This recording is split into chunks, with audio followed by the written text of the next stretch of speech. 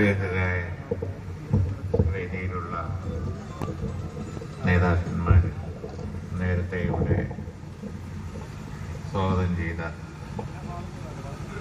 സുഹൃത്തുക്കളെ, സഹോദരി സഹോദരന്മാരെ, ഇവിടെ ഞാൻ വീണ്ടും പേര് പറഞ്ഞ് ആവർത്തിക്കുന്നില്ല. നമ്മുടെ സുപരിചിതരായ നേതാക്കന്മാരാണ്. അവരെപ്പോഴും വീണ്ടും വീണ്ടും അഭിവാദ്യം ചെയ്യേണ്ട കാര്യമില്ല. വളരെ സന്തോഷമുള്ള ഒരു മുഹൂർത്തത്തിലാണ് താന്നൂരിലെ ജനങ്ങൾ. നമുക്ക് കാലത്തിന് അനുയോജ്യമായ തരത്തിലുള്ള ഒരു ബസ് സ്റ്റാൻഡ് ഉണ്ടാകാൻ പോകുന്നു. പണ്ടത്തെ ബസ് സ്റ്റാൻഡ് പോരാ, അതെല്ലാവർക്കും അറിയാം.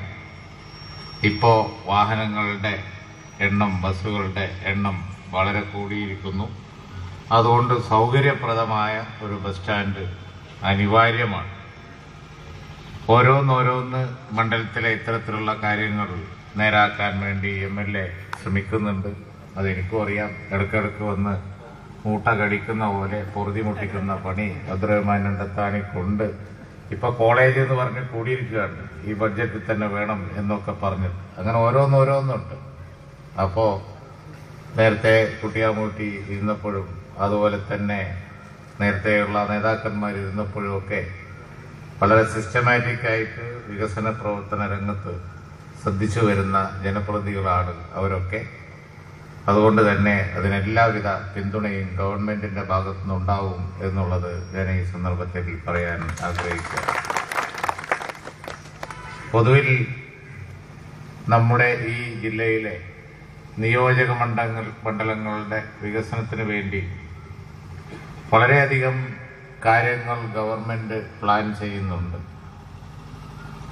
ഇവിടെ കഴിഞ്ഞ ബഡ്ജറ്റ് വന്ന സന്ദർഭം എല്ലാവർക്കും അറിയാം.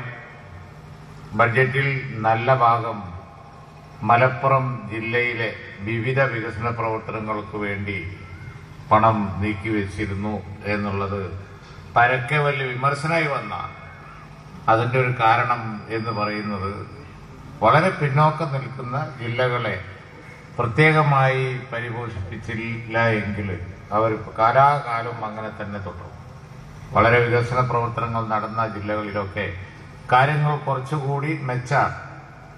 നമ്മുടെ ജില്ല വളരെ കുറഞ്ഞ സമയം കൊണ്ടാണ് പല രംഗത്തും മുന്നോട്ട് വന്നത്.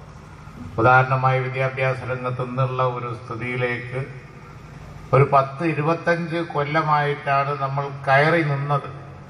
ഇപ്പൊ നല്ല ശതമാനമുണ്ട്, കുട്ടികളൊക്കെ പഠിക്കുന്നുണ്ട്, പഠിക്കാൻ അത്യാവശ്യം സൗകര്യങ്ങളൊക്കെ ഉണ്ട്. സൗകര്യം പോരാ, ആ ഗ്യാപ്പ് ഇപ്പോഴും നിൽക്കുകയാണ്.